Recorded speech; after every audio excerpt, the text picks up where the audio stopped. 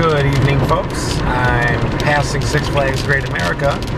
It's August 28th. I'm heading up to see who? Oh, you, El Michelle. Hi. I am heading up. It's a rainy evening.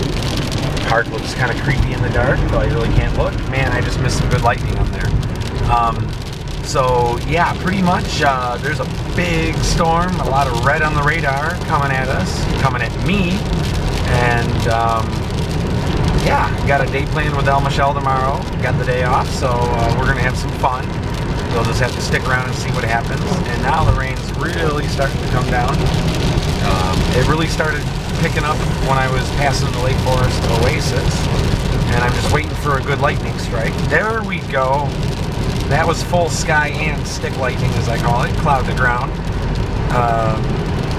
Anything you'd like to add, El Michelle? No. No. Well, here we go.